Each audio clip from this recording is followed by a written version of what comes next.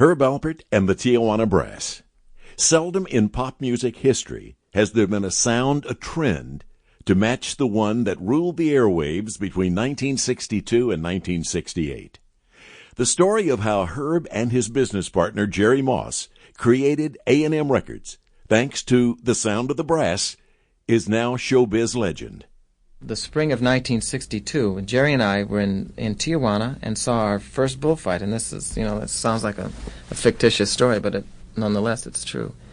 And I was very much taken in by that afternoon. It was Carlos Aruza was fighting, and it was the first bullfight I'd ever seen, and he was fighting on horseback. And I was just really impressed with the colors and the feeling and the attitude and just the overall presence of that afternoon. And I tried to translate that to music, and I didn't try to take any part of the mariachi sound because I wasn't familiar with that at all.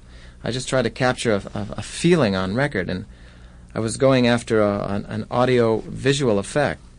And I think when we put overdubbed the sounds of the crowd that were actually done in Tijuana, I think that's when that record really came alive. Within 3 days, it was a smash. Did the success of it surprise you? No, it really surprised me. I mean, it felt like a nice record, but it didn't. I didn't think it was going to take off like it did. Let's backtrack a bit. Before Lonely Bull, there was Tell It to the Birds by a singer named Dore Alpert. Dore Alpert had been under contract with RCA, but when nothing happened with a couple of releases, he was dropped from the label. And that's when Dore, a pen name for Herb Alpert, joined forces with his friend, a local promotion man named Jerry Moss, to start an independent label.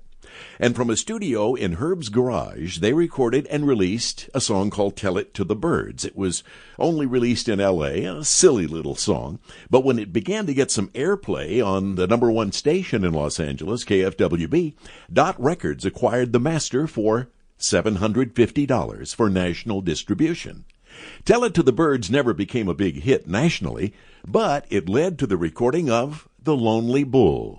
Herb, you want to pick it up from there? It was the first record that we released, Jerry and myself released. It was on a label called Carnival, and it was really the catalyst to the whole thing, because with the advance we got from Dot, we recorded The Lonely Bull because we didn't have the means to do that.